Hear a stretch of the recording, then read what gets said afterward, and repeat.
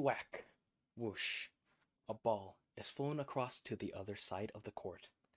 Tennis, a game which requires power, endurance, and hand-eye coordination, has been played for over 140 years. An estimated 1 billion people has either played, competed, or has followed along with the sport, making it the fourth most popular sport in the world, according to a 2020 article by World Atlas. Today, everyone, I will be teaching you the history of the sport, how to play it, and its various benefits. So first, how and when did tennis originate? According to Britannica's History of Tennis, in June 4th, 2021, the game was introduced by Major Walter Clopton Wingfield, a Welsh inventor and British Army officer in the 1870s. His publication of the rulebook for tennis was released in 1874 and later took large recognition in the year 1973. During the 1870s, the popularity of the sport spread to Europe and even across the seas to the United States. From 1877 and forward, the tennis championships were held in England, United States, France, and Australia. Some other national championships were inaugurated throughout the 1890s to 1930s, such as Canada, Spain, Egypt, South Africa, Italy, and Sweden. The year 1884 is when Wimbledon, England, introduced its first women's tennis championships, which was later recognized by the United States and held their first women's championships in 1887. Now that we know the origins and history of the sport, how do we play it? Tennis is a racket sport with its own set of rules. Posted by Pro Tennis Tips in 2021, the rules of tennis vary between single matches and double matches, whether the player plays one-on-one or two-on-two. The general rules for playing both doubles and single matches are to keep a rally between the other player without the ball being hit past the boundary lines.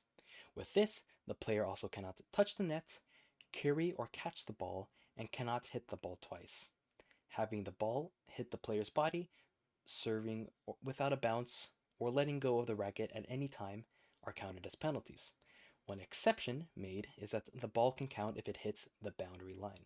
Not out, but in or either on the boundary line. According to the Principles of Play by Britannia, each game is played by points and sets. The game starts off with love, also known as 0, and continues to 15, 30, 40, and then game point, in which a player wins a game.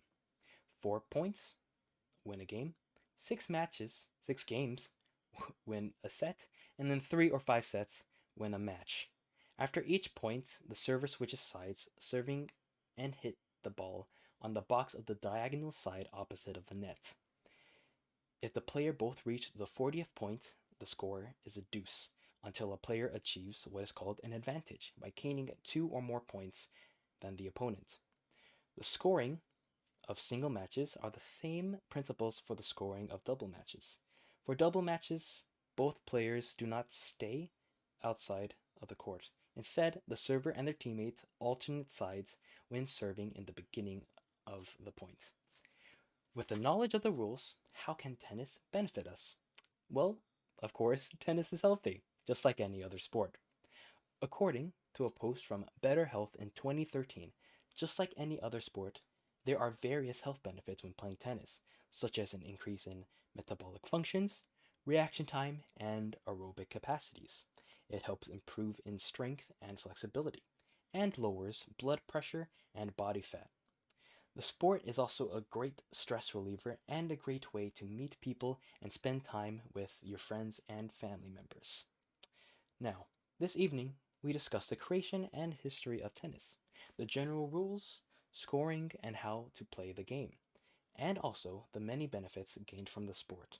So, whenever you feel like going out and being active, take your knowledge to the test and go play some tennis.